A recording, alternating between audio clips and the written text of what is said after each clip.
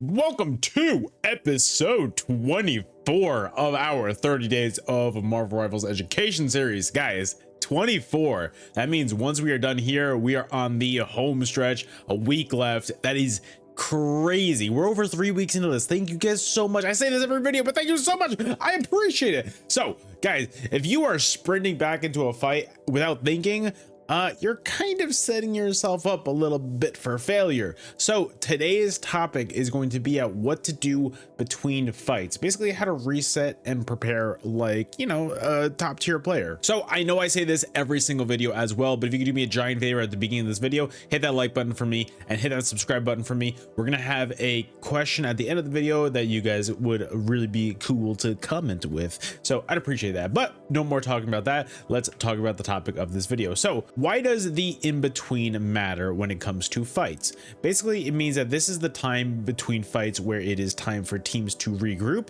positions are set, and you're kind of getting ready for kind of calculating your ultimates and seeing which ones to use and communicating with your teams. Well, a lot of things that I see that are horrendous habits that I want people to break. Like I want everybody to break these habits. Solo re-engaging in between fights. That means that you're going in by yourself without any kind of backup and you're trying to be the lone hero. It's not going to work, guys. It might work in the lower ranks, but it's not going to work in the high ranks where you're going to be absolutely decimated in 2 seconds. Another thing is rushing back in at half health. You gotta think this is a health-based game. If your health dropped to 0, you're going back to spawn. So make sure you have full health when you do that. Communicate to your heroes, be like, hey, can I get healed a little bit? I'd appreciate that. Stuff like that.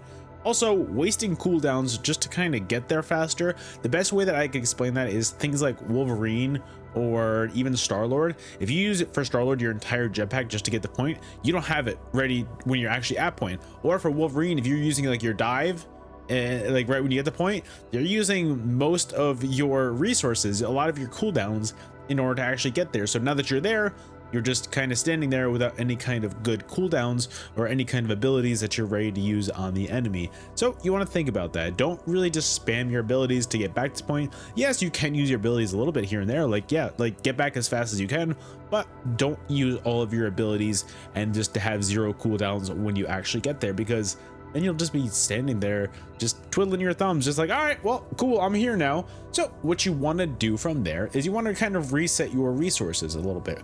You want to heal up, right? You want to get your shields ready, all that stuff, and you want to wait for your cooldowns to be ready to go. So like I said with Wolverine, his jump, his whatever, not his like 4-second one, but the one that's like a 15-second cooldown, if you wait for that to come up before even going into a fight, or if you're low but you're rushing in, you're kind of just easy ult charge for the enemy and you're a quick elimination as well. So try to think of that from now on. Like, don't really just do that.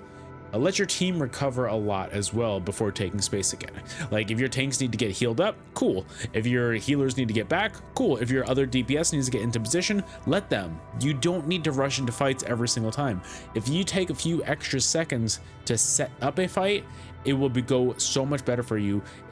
Instead, if you just don't let that happen, if you're just like, well, I'm just gonna go in because I've waited too long, and if you don't let your team set up, well, you're probably setting them up for failure a little bit. So a few things to plan around as well is your team's upcoming win condition, whether that is your ultimates, whether that are some, I don't know, whether that's like some cooldowns or something or anything, but just what are your team's win conditions. We had a video on win conditions earlier in the season, so what you want to do is you want to plan that win condition and get that ready for that fight, and once that time is there, that is when you strike. You know what I mean?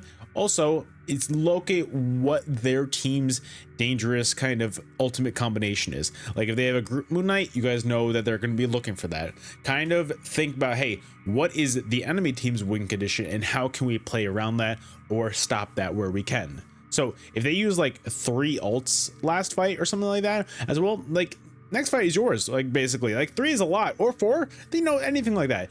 The next fight is basically yours. So the next step is to reposition with purpose, right? You don't really just want to be like, oh, well, I'm just gonna just walk down the middle of like this long corridor with wide open, all that stuff. What you want to do is you want to take early control of like good choke points, high ground, stuff like that. You guys know the deal. You guys have seen Star Wars. You want the high ground. You want to be able to control those choke points, stuff like that. So what you want to do as well is group before pushing past like those choke points as well, because if you're going in by yourself, going past that by yourself, you're going to get targeted down incredibly quickly. The enemy team is going to look at you, 6v1 you, and you're going to just fall in 2 seconds. It's going to be that simple. Like, you will not make it, I promise you. Like, it's not going to happen.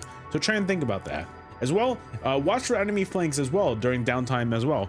There are so many dive characters in this game. It's not really as much as prevalent in this meta, but look, they're still around.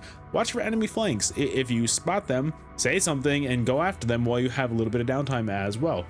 And as well, something that I say all the time that I can't stress enough: avoid over peeking or setting up alone as well. Over peeking basically means, oh, well, I just want to see what the enemy's got. And you get a little bit too close for comfort.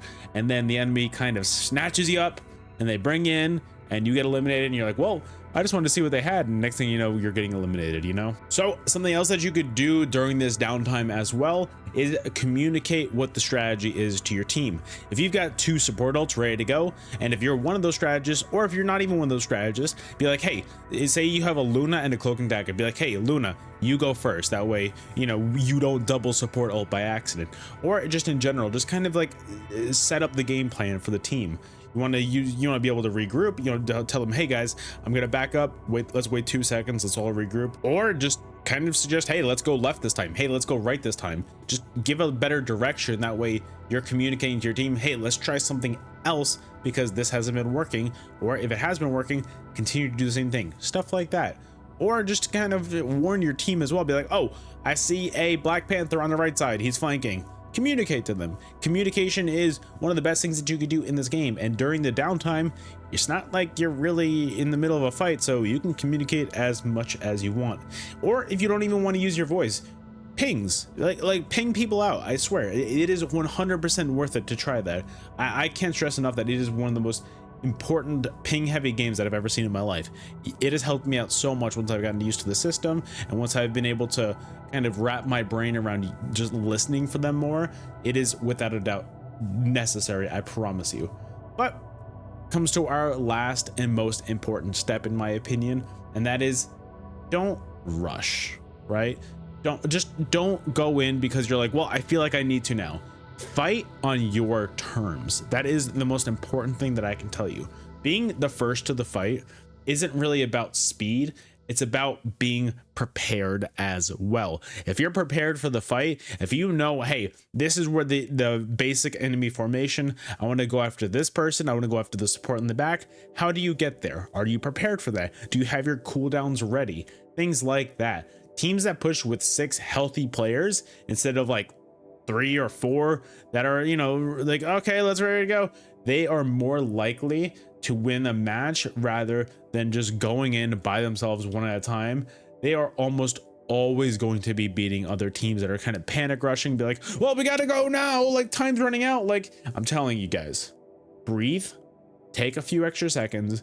This game, it is very forgiving when it comes to playing together as a team. If you stick together, don't just rush in every time. If you stick together, you will have other, hey, look, for lack of better terms, you're going to have other meat shields as well. That way they can soak up a little bit of damage instead of you. And trust me, you need that in a game like this. You can't just be taking all the damage, whether you're a tank, support, or DPS. You can't just be taking all the damage. It will not go well for you if you go in by yourself, absorb that damage. It's not going to go well for you because either if you're a healer, you're going to get shot down in 2 seconds. If you're a tank going in without your healer, well, you're not going to be able to get healed. So just think about for the future, because that is one of those things that is extremely important that I can't stress enough. You need to wait for your team. So basically what happens between fights sets up the next one as well. So kind of think of it as a free-flowing system. This game and every match that it is, they always set each other up. Every fight leads to the next fight. So if you kind of calm down, stay a little bit cool, and if you stay chill between fights and you're like, hey, this fight leads to the next one, this one leads to the next one, your team is going to gain such a good momentum that you will be fine in the long run. Even if you lose one match, It happens. Look, we all lose matches, but if you carry that momentum over from match to match, and if you're doing great, you will see a noticeable improvement. I'm promising you. Be the player who resets, preps, and engages smart. I promise you, you will win more fights even before they start. So guys, thank you so much for listening in to episode 24. I highly appreciate that. I do have a question for you guys, right? So we are nearing the end of this series, and so what other types of videos would you like to see from me once this series is done with? Do you want me to continue on the educational route? Do you want me to do a different thing? What do you want to see from me? Because guys, I'm really enjoying doing the Marvel Rivals content, and I enjoy just putting out stuff for you guys because I love this game. I love so much of the community that I've seen so far. I mean, obviously not everybody in the community, like there are some weirdos here, but everybody who's showing me love, like, you guys are amazing. So what do you guys want to see from me? Do you want to see more guides as far as characters go? Do you want to see more like tier lists? Do you want to see stuff like that? Just let me know in the comments. I'd love to hear all of your guys' reaction. So guys, thank you so much. Once again, liking the videos, commenting on the video, subscribing, all that stuff is amazing. So guys, thank you so much. I hope you enjoy, and I will see you guys on the next video. Later.